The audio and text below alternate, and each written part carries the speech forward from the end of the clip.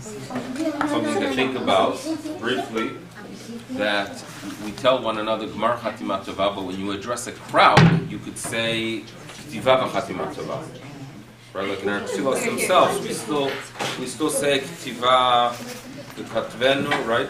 So it's interesting. Why to an individual you say you should be signed, you should be sealed, but if you were addressing a large group, you're still allowed to say that. Or when you would, address the Almighty, you ask the Almighty be kind enough to write us in the book of life.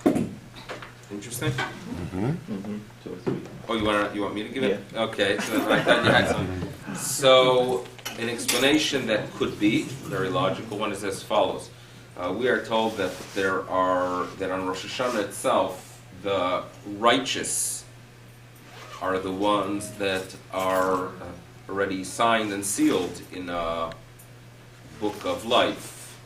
The evildoers, they are already signed and sealed in the book of death, whatever that does mean, if it means a spiritual death or it means in this world. And then when it comes to the Beinonim, people who are in the middle, have some good deeds, some deeds that need to be fixed, they have the Aseret Tshuva, and they are only sealed at the end of Aseret Tshuva. Okay, that's what we are told. So now, when you are turning to the Almighty and you pray for the welfare of the people of Israel, you are praying for many, that include many Beinonim, many people that are, still not even written, right? They're still in the spiritual limbo. So you could turn to the Almighty and you say to the Almighty that they should be written, because not everyone is already written and sealed. It seems to be still in flux for many. But when you meet an individual, you don't want to address him and say, "Hi, you're a Beinoni." In other words, when you meet one person, you treat them as if they are completely righteous and already written in the book, and therefore give them only the blessing of being sealed. Okay, that seems to be an explanation. Okay, let's talk about what we're going to do today. We're not going to have a Chumash with us, but we're going to deal a little bit with Yom Kippur and Sukkot and how they are connected. Holiday of Sukkot. What are we celebrating? So we open the book of a Chumash, which we're not opening the Chumash today, but we're just tuning in. We mentioned the fact that Sukkot Shafti is Bnei Yisrael B'tzeti, that as we left Egypt, we were in Sukkot. So therefore, we celebrate a holiday of Sukkot. We left Egypt, we're in the wilderness, we're in Sukkot, we celebrate Sukkot. So there's a very old question. If we are celebrating Sukkot due to the fact that we were in Sukkot as we left Egypt, why are we not celebrating this holiday right after Pesach? Right after Pesach. That's an old question. Many different answers are given. Now, there are different explanations, and we have to first assess what exactly were the Sukkot. You come into a sukkah, and you are supposed to meditate that we are celebrating, we are sitting in this hut, due to the fact that our ancestors were in huts. What kind of huts were they? Right. What does that mean? So there are two explanations given in the Talmud. One explanation given is that they were an actual Sukkot. Okay, they left Egypt, and they are in these actual huts. To commemorate that event, we sit in huts. That's explanation number one.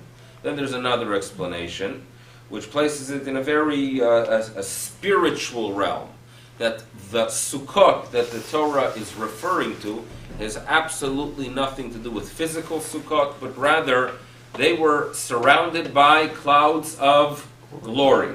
And therefore we are celebrating the fact that when they left Egypt, they were surrounded, protected by the Almighty. This protection of the higher being manifests itself by placing these clouds that protected us in the wilderness.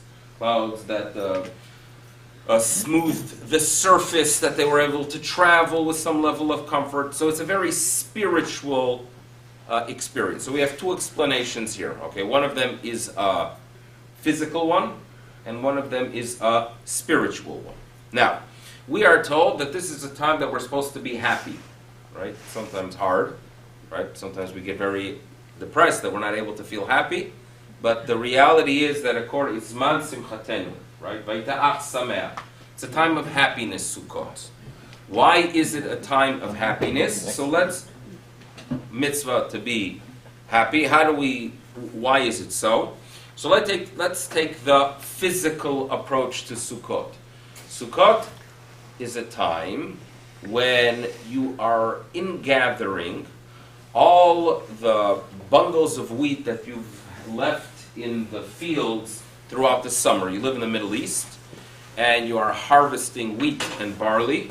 The way it works, from what I've been told, I haven't harvested, neither has George harvested, he's an accountant, but you're not so sure. The only field you know about is a golf field, right? Barley's a very important grain. Barley, hungry, and barley is great. Yes, I know.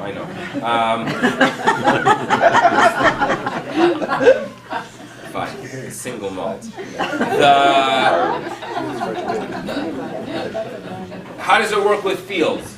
So what happens is that you have grain. It's harvested sometime between Pesach and Shavuot. You don't bring it into your storage house, but rather you let it sit in the field. It does not rain in the Middle East in the summer. It sits out in the field. The moisture evaporates from the grain. Moisture evaporates from the grain. You could place it in a storage house, and it will last, right? Lowering moisture, it won't rot. You bring it in. When you bring it into your storage house, you realize that you have hundreds of thousands of bushels. You are extremely thankful to the Almighty that you have such wealth, because when you turn around and sell that grain, you can buy all kind of wonderful things that you all dream of, like camels and donkeys, and you feel wealthy. And therefore, you are thankful to the Almighty. So it's a zman of simcha. It's a time of happiness. Now, when a person is happy, it's important to be mindful of what he is about. Too much wealth is a threat to our spiritual welfare. We need those reminders, what we are about, what our existence is about, what we are here to achieve. And therefore, we place ourselves in huts that remind us of our spiritual state in the wilderness where we had nothing. And just as a person who comes out of the wilderness and enters into a magnificent land really appreciates the land and is thankful to the giver of that land, so too the experience of Sukkot is there for you to appreciate the wonderful gifts we have in this world. So you sit in those huts that remind you of your historical state before you entered the land of Israel, and then you develop an appreciation of the land of Israel. That's why we have Sukkot specifically at a time of ingathering, because that's when you need that reminder. When do you need a reminder? When you get that, people who pay taxes and they get refund. And they get a refund, right? Isn't that like a little bit of a time of great happiness? You get a good refund. You have a good accountant who works out that you get a good refund, and you have appreciation. That's when you should celebrate Sukkot. Right? That's when you should probably because you know what? You have this great check that's coming in of it's $10,000. Don't forget the Almighty. Don't think don't think that all you have achieved is due to your own strength. Remember the Almighty. The way you remember Him is by placing yourself in these huts that remind you of your entry to the land of Israel, because you are placing yourself in the state where you were before you entered. It's a strong connection between Eretz Yisrael and Sukkot, by the way. When you're leaving, right? Tomorrow. Very strong connection between the land and, never fails, the land and the holiday, because that's when you appreciate this wonderful land that we have, right? Very, very physical approach to Sukkot. Okay, school number one, and by the way, be mindful of it. Next Wednesday night, you enter into Sukkah. You look at it, you think about it when you make the bracha, you make a shechianu, think about the fact that this is there to remind me of the spiritual gifts the physical gifts that were given to us by the Almighty. That's approach number one. Approach number two. Ki besukot hoshafti Bnei Yisrael refers to the clouds of glory, a spiritual state, that we had a relationship with God. Okay, God protected us when we left Egypt. He places these clouds around us, clouds of glory. Wonderful. We are thankful to the Almighty. Why not celebrate this holiday right after Pesach. Different explanations are given. Comes the Vilna Gaon, and he gives us his own explanation. And his explanation is that they actually had clouds of glory as they left Egypt. But then, on the 17th of Tammuz, which is about 3 months after leaving Egypt, when they are supposed to grow spiritually and reach a level to merit a supernatural entry into the land of Israel, they mess it up. How do they mess it up? By worshipping the golden calf. They worship the golden calf. Poof! There go the clouds. The nation is in panic mode. They turn to the Almighty in prayer. They do tshuva. It takes some time. It takes about 120 days, but eventually God accepts their tshuva. And God says, okay, I accept your tshuva, now get involved in building a home for me. Get involved now. God accepts their tshuva on Yom Kippur. They begin the process of building the Mishkan. The beginning of the collecting of goods, of gold, silver, precious materials, wools. When does that begin? So the Torah tells us that they get together baboker. The Vilna Gaon reads it as one day and then another day. And he does the math, and he basically argues that by the 14th of Tishrei, they had everything ready for the construction of the tabernacle. That was a complete tshuva. They wanted to bring God back into their life. Complete tshuva, so they merit that evening to be protected again by clouds of glory. So the return of the clouds of glory are 4 days after Yom Kippur, and therefore we celebrate the holiday when we commemorate those clouds of glory 4 days after Yom Kippur. Nice insight? Fine. So we have 2 ways to deal with it. But what I'm going to ask is, okay, it is the day we celebrate the return of these clouds of glory. But why not make any commemoration at all for when they got it the first time? You're going to say, well, they lost it. Okay, perhaps. But what I'm going to try to present is that the return was far greater than the placing, the original placement of those clouds. The return, which occurred on the eve of the 15th of Tishrei, when we celebrate Sukkot, is far greater than when they received it the first time. And how am I going to prove it to you? So now, Judaism, if you look at the halachic system, you don't get too often options, right? It's not a very flexible book, the Shulchan Aruch, right? It gives you what yes to do, what not to do. There's a very fascinating statement regarding the laws of tshuva. Very, very fascinating statement. We must believe that Come Yom Kippur, our records are clean and we start anew. It's an important part of our faith. There shouldn't be guilt for what was done. You know, as far as tshuva, you could feel guilt of 360-something days. But the day after Yom Kippur, it should be a very elevating day. There should be zero guilt. Why? Everything wrong done is gone, evaporated. A new beginning. Tremendous opportunity, right? It's a day. Your record is clear. Everyone has some kind of record that they wish that they points off your for missing a stop sign or for speeding. Everyone wants something that should just evaporate, and here it happens. Comes Yom Kippur, a new beginning. Mazel tov. So the question is, what happens if, let's say, I know that 5 years ago I did something wrong between me and the Almighty? I ate something I shouldn't, okay? Wasn't careful with a specific mitzvah. Should I go ahead during this season when we're busy klopping al chayts, and on Yom Kippur when I'm standing there and confessing for what I did this past year, can I, should I, shouldn't I mention what I performed 5 years ago? Interesting question. Yes, no. So, comes the Shulchan Aruch, one of those fascinating statements. Averot she'avar alehem Yom Kippurim, if there are indeed such sins, you could, if you want. What kind of, is that how you ever hear that in halacha? You could if you want? Like that's, we don't work like that. We're very, very fascinating. What do you mean you could if you want? Yes or no, I ask Rabbi Yosef Karo, and he tells me, well, you could if you want. It's up to you. It sounds a bit absurd. I mean, either yes, meaning maybe perhaps they're still in existence, perhaps not. Fine, that's the question I ask. Next, there's a statement in the Talmud. The Talmud deals with a contradiction. The Talmud deals with sin that was performed, and then a person does tshuva. How is it recorded in the books of the Creator? Okay, a person eats something he shouldn't eat. He ate a cheeseburger at McDonald's. Okay, he does tshuva, complete tshuva.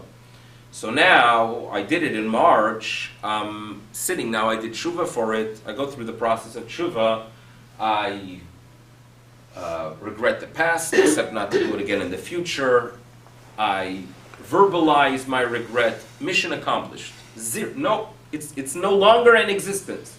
So I wonder, how does it exist in the books of the Almighty? So, one statement in the Talmud, one opinion in the Talmud is that when it is tshuva is done, sin that was performed intentionally turns into an unintentional sin. Okay, in other words, there's some kind of record, but it wasn't intentional because you regret it, it worked to uproot it from being an intentional sin, and it's downgraded to something very, very minor. Fine, that's one explanation. Now, explanation number two is that when a person, statement number two is, that when I regret that act that occurred in March, that I ate that cheeseburger, it actually, in the books of the Almighty, it switches from the column of misdeeds to the column of credits. Credits. In other words, I have a list of credits, right? You know, I davened nicely at that specific day, I did an act of chesed on that specific day, right? You call my mother on that specific day. And then I have as well on the list, what do I have on the list? I ate at McDonald's March 12th, 20, as a credit. Not bad, right? How does that work? The Gemara asks the question, how does that work? So the Gemara answers that there are two types of tshuva. There's tshuva me'ahava, tshuva me'yira. Meaning, yes, tshuva ma'ava, tshuva me'ira. What does that mean? There are two ways to repent. There's two ways for me to reconnect to the Almighty. One is I fear Him. I fear His awesomeness. I fear punishment. I'm walking into a relationship with fear. I fear this being, and therefore I decide I'm going to do tshuva. Okay, works. That cheeseburger turns, that intentional cheeseburger, due to your tshuva me'ira, turns into a shogeg, unintentional act. It's downgrade. Then there's a much better way of doing tshuva, and that is tshuva me'ahava. I love God. How do you love God, by the way? Rambam tells you to go ahead and analyze nature, right? See the beautiful world that exists. See the beauty of Torah. It gives meaning in life. See what Jews accomplish when they have values and they reach out to the world with such values. And you realize that it was due to the fact that God revealed Himself. You develop a love for Him. You want to have a relationship with this higher being. I want to have a relationship with this higher being. I know that He's not so happy with my behavior in March. So therefore, due to my love for the Creator, I decide I'm going to go ahead and I regret it wholeheartedly. And I don't just regret it. I feel this terrible pain that I angered Him, right? And I want to feel even closer to Him because I feel I sinned against Him. Now I want to reconnect with Him on a deeper level. So in such a case, the misdeed in March becomes a credit because that misdeed brings me closer to Him. The pain, the loss, the void that I felt afterwards, that how can I go ahead and anger someone I love so much? That pain, that sin brought me closer to HaKadosh Baruch Hu. It brought me closer to HaKadosh Baruch Hu, so it's a credit.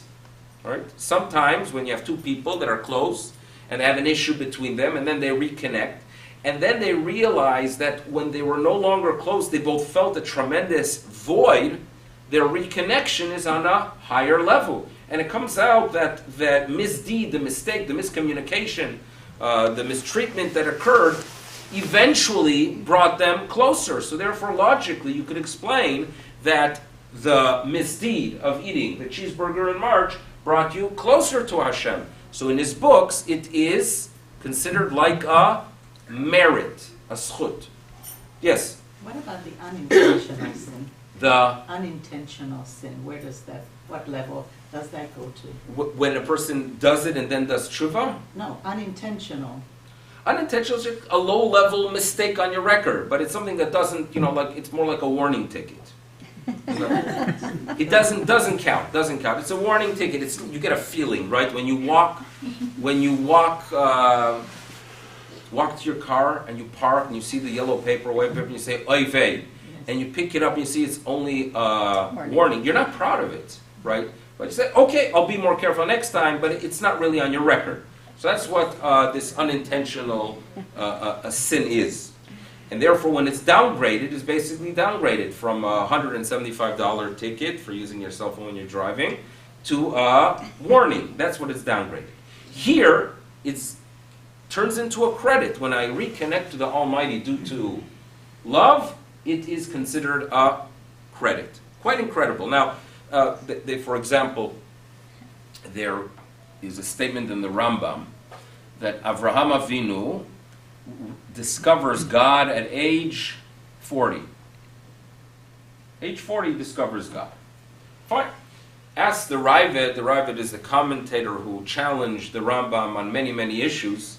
And he challenges him because that there seems to be a rabbinic statement that indicates otherwise. There's a rabbinic statement that the Torah says that Avraham Avinu ekev asher shama b'koli, that Avraham Avinu tuned into the word of God with ekev. So the rabbis read it, that you take the numerical value of ekev. The numerical value of ekev is 172.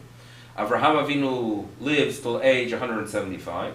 So therefore, 172 out of 175 years of his life, he connected to God. So actually, argues the Ravid that Avraham finds God not at age 40, but at age 3.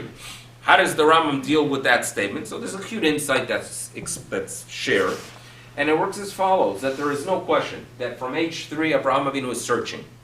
And he first is inspired by the moon. And he worships the moon. And he builds perhaps even a temple to the moon. A very energetic fellow, let's think about it. And he brings a temple to the moon, and he's an expert on moon worship. At some point, maybe in his 20s, he got sick of the moon and he moves on to the sun. And then he was a pagan fellow until age 40. At age 40, he really discovers the Almighty.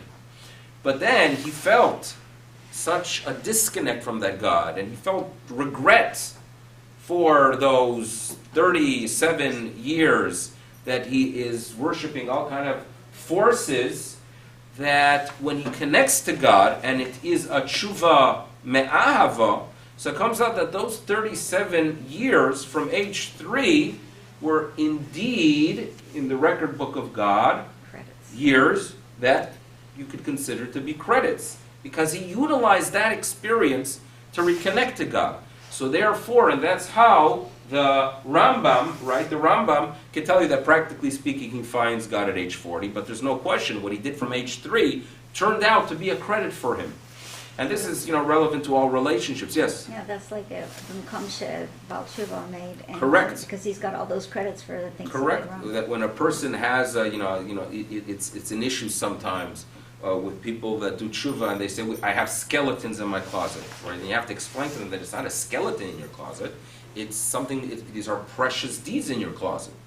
And you could turn around, if you turn around and you realize that it is due to that void that you had all those years that you found God, so therefore those years that you regret are actually wonderful years. They are years that turned out to be, years that connected you to God. And this could be to any events of the past, people who go through, difficult experiences in life, right? Painful experiences. And then they turn around and it becomes a catalyst for them to assist others who are going through it, right? So in some ways, those difficult years, right, become a treasure. They're still painful, but they turn around and they actually become a treasure. You could assist others, right? You could help others. when you have survivors of specific illnesses or tragedies who are helping others, helping the world, and there are many, many such stories. It turns out that those years, it gives meaning to it, right? And it's a way that you recover. And this is something that we could do with our connection to God too, that we do things, we make mistakes. Don't look at it as something that is indeed a skeleton. Look at it as something that is a springboard for you to reconnect to Him. That is tshuva me'ahava. Yes? Is there a relationship between the 37 years of Yitzchak and the Akedah? You have yourself a good drasha there. In other words, you have yourself a good point, that it seems to be that there were 37 years, and maybe, perhaps, you could... I haven't seen anything mentioned like that, Okay. but that's good thinking that you could come up with a Dvar Torah there. So now, with this idea that when you reconnect, it's on a higher level than no connection at all. I think we could a little bit develop an appreciation for the insight of the Vilna Gaon. What's the insight of the Vilna Gaon? That really, when we celebrate Sukkot, we are celebrating the clouds of glory. The clouds of glory showed up as soon as they left Egypt, but they lost it. But when they regain it after Yom Kippur, and they didn't regain it immediately, by the way, after Yom Kippur, they had to show that they are acting based on their inspiration, that they begin the process of collecting goods, funds, and precious items for the construction of the tabernacle. When they begin that process and they collect it and they reconnect to God, it's on a much deeper level. The clouds of glory that they got on Sukkot are on a much, much higher level than the clouds of glory that they ever got beforehand. Because they were clouds of glory that they felt, they appreciated much more. They did a tshuva me'avo, they felt the void. Those 120 days from the 17th of Tammuz until Sukkot, until they go ahead and regain it, they felt a tremendous void, and they realized that without those clouds of glory that symbolize a relationship, they have no essence and no purpose of existence. When they got it back, it was a very deep appreciation that they had, and that's why we celebrate that return after Yom Kippur. It's a tshuva me'ahava. That's a little bit of an insight you could get into this idea of how to approach the holiday of Sukkot and how to approach the two views of the clouds of glory. Now, there's one other element that plays a significant role in Sukkot that relates to water. Water. What am I referring to? Water. Simchat Bet HaShoeva. What was Simchat Bet HaShoeva all about? So it works as follows. When you go to those things in Israel, or you see your grandchildren? No problem. It's a very exciting time in Israel. You sense it. People hop from a Simchat Bet HaShoeva to another one. What is it really about? So it works as follows. In the Torah itself, we are told that when you bring an offering, you are supposed to bring a libation, a wine libation. Take wine, you pour it on the altar at a specific location, you sing then, and you feel this connection to the Almighty. Why does God want it? You can take two approaches. One is that there's something occurring in the spiritual realm by offering it, and that's why God wants it, meaning forget about understanding it. Or you could take the Rambam's approach, Maimonides' approach, that when the Torah is given to the people of Israel, it was natural for them to want to satisfy supernatural forces. So therefore he gives Torah and he gives sacrifices, he gives the korbanot to a nation that is in essence demanding them. They want it because there's no other way to connect to the supernatural. So he gives them a mitzvah to do what was anyway done, like wine libations. Pagan wine libations were very common. So God says, listen, it's natural for humans to do it. I want you to connect to me, so do it, and I'm making it into a mitzvah. Now, once God makes it into a mitzvah, it becomes significant, becomes very, very significant. Yes? Wasn't it a cultural thing rather than innate wanting to shecht an animal or throw wine on the thing? Is that innate, or is that a cultural thing? Because nobody does that for... Again, things that are innate 3,000 years ago changed without doubt. So it's obviously the culture, under zeitgeist. Every era has its own way of thinking, the interest, right? And we work the same. In other words, the way things work in society are they going to have an impact on us, either directly or indirectly. Sometimes you look at the type of literature, that halachic literature that exists, and then you compare it to what is being studied, you'll see that it corresponds to one another. So obviously it was in existence then, and it was human nature at the time, and therefore the Almighty says, you too get wine libation. So it's in the Torah, venisko, nisachim, appears so many times, and therefore we have great sensitivity with wine, because once it was used in pagan cultures, we have an awareness. If there was a bottle of wine that was actually used or designated for pagan service, it is avodah zarah, not allowed to derive benefit. The rabbinic decrees that we are familiar with, that if you have wine that is not cooked, and it is open, and it is moved or touched by a non-Jew, these are practices that are all the byproduct or the development of these wine services, wine libations. Now, comes Sukkot, there's an oral tradition, this is not recorded in the Torah explicitly, that in addition to the usual wine libations, you have a water libation.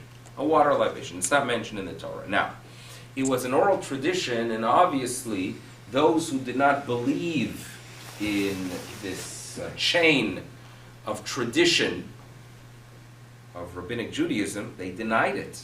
And in the temple itself, there was always a level of stress. There were eras when the Kohanim in general were Sadducees, groups that did not believe in the oral tradition. And if you would tell them to go ahead and do a water libation, they would go ahead and say, absolutely not. And one time there was a Kohen, who was a Sadducee, and he goes up with the water, and he was not willing to do the water libation, so he poured it on his feet, just not to do it where he was supposed to. Very committed. It was a frume Sadducee. Now, the people that were there, the masses, were very upset at him, so they threw the esrogim at him. Now, this is described, that they threw the esrogim, perhaps even rocks as well. In other words, that was the minig. They got very upset at him. So there was always tension regarding the wine versus the water. Now, wine, water. Water is part of the oral tradition. Wine libation is mentioned in the Torah. So far, so good. Sason and simcha. What's the difference between those two forms of happiness? Judaism is very fascinating, that there are many, many words that describe happiness, indicating, they say that the Eskimos have dozens or hundreds of words to describe snow. That's what they tell. I don't know if it's true. I've never met an Eskimo, and I have no interest in the winter traveling north. I like traveling south. But we in Judaism have many, many words for simcha. It seems to indicate that it should be part of our life, right? And some of the words of simcha, we're not even familiar with what they exactly mean. Everyone knows the song, Gila, Rina, Diitza, Vechedva. Okay, what's Diitza? Anyone? So, right, are we familiar with what type of simcha Diitza is? Indicating that happiness is something that should be analyzed in depth, and it should be playing a very, very significant role, even if you're Lithuanian, and even a Yekke should figure out how to be happy somehow, right? It's part of our tradition. Now, what's the difference between sason and simcha? So it works as follows. There are two ways to be happy. One is to just be satisfied with life, right? You go out this season when the leaves, if it's a nice day, leaves are changing, take a stroll. You recognize nature as this beautiful manifestation of a higher being, and you're sameach. Sameach. It's constant, no major ups, no major downs. It could be long lasting, right? It could be a feeling that remains with you. Sason is different. Sason is sudden excitement. Sas ani al imrotecha, there's a statement that I am happy at times with your words, God. Kimotzeh shalal rav, like someone that just won the lottery, someone that just found a treasure. The excitement of winning the lottery, may we all merit to feel it, but it is sudden. It's a spike in excitement. Right? Odds are that after some time you will return to the same level of happiness as you had up until that point. That's my theory, but maybe one day. What was that? How do you think it really stays? Oh, it's from outside. Somebody's from outside. Not you, but I don't think that you always are happy. It's a sudden excitement, a sas. Okay? Now, so that is, sason is a spike, right? A spike of excitement, tremendous excitement. Simcha is more, is constant.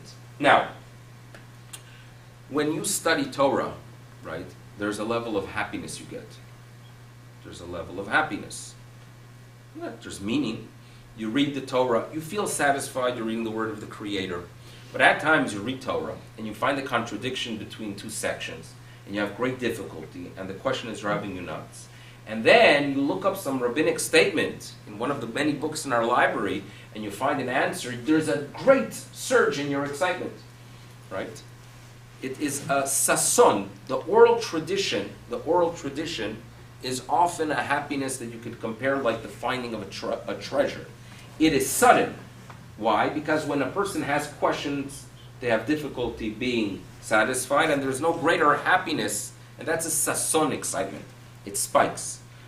The written Torah is a happiness that is more of a simcha. Happy, satisfaction. I'm studying something meaningful, I'm reading the Chumash, it's stories I'm familiar with, but I find meaning in them. The oral tradition, which gives us clarity and gives us the tools to apply it to our life, but more than anything else, the question marks are resolved. That's a sason. Now, let's look at water and let's look at wine. Okay, both of them give you a level of satisfaction. When you drink wine, right, there's a slow, gradual, good feeling you get. It's gradual, right? Yain yisamach levav enosh. Wine gives simcha. It's not this great, surge that you feel. It's not this immediate fix like something you would inject into your veins or smoke or puff into your nose or whatever other system that I've not tried. So it is something that is there. It's a simcha. Yain yisamach levav enosh. That's wine. What about water? Imagine you're thirsty, after a hot day, and it's a tainus, for example, or you were hiking in Israel and you forgot to take your Mei Eden or your Nevayot, and then finally you get to a stand. I remember when in Israel with Aaron, going Mitzara, we didn't have the water. When you finally get to the stand and you get the water and you drink it, Ushafta mayim, when you get your water. Water is a sason. It's a surge. Feel like you need it. You have this desperate urge. The written Torah is compared to wine. The oral tradition is compared to water. The satisfaction you get from the written Torah is a simcha. It is wine. The oral tradition is what gives you the water. They're both necessary. They're both happiness, different types of happiness. So therefore, when it comes to Sukkot, we have an oral tradition that you have a libation with water. And the Sadducees did not agree. They viewed Torah only as wine. They viewed Torah, they believed in Torah, but it was a Torah that is wine, it's only simcha, there's no sason element.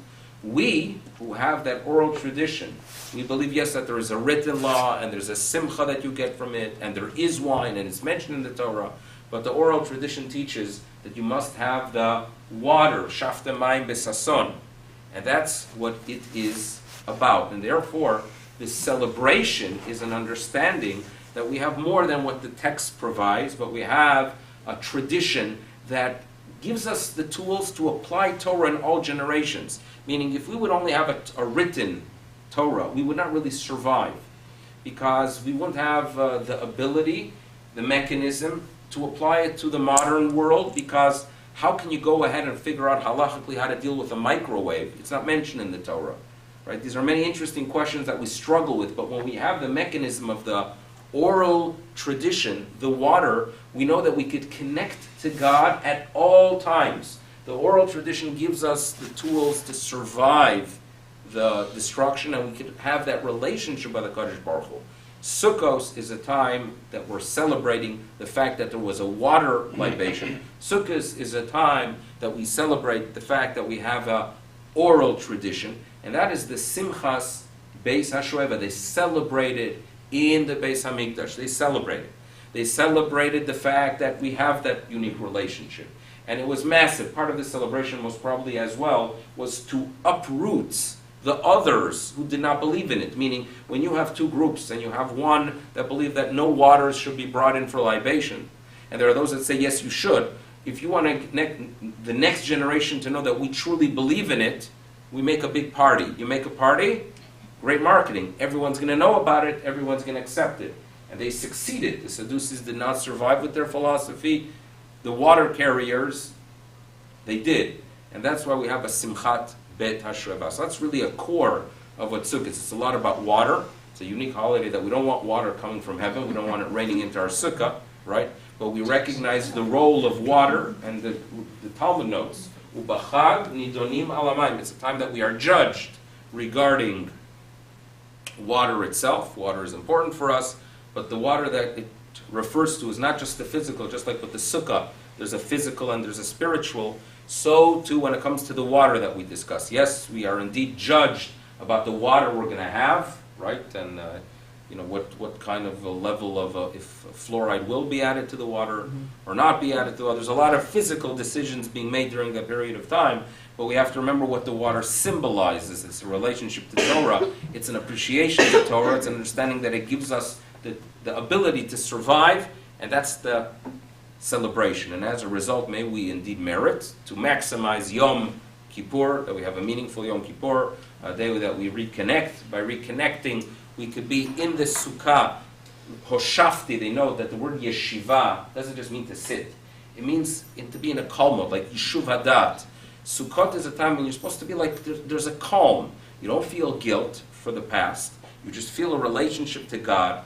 It's manifested in something that's very physical. You could connect to the Almighty with the Yishuv Hadas. That's what you do in a Sukkot.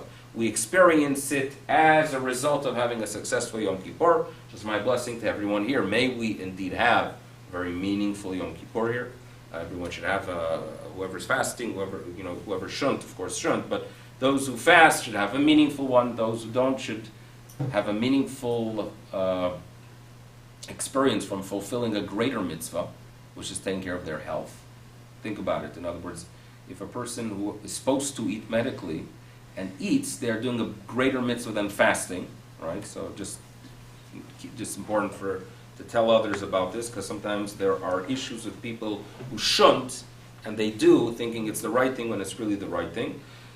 No, it's not. May we indeed experience a good, successful Yom Kippur and have a Chag Sameach and Sukkot. Thank you for listening. Everyone have Mar Chatima Tova and a good Yom. We see you, God willing,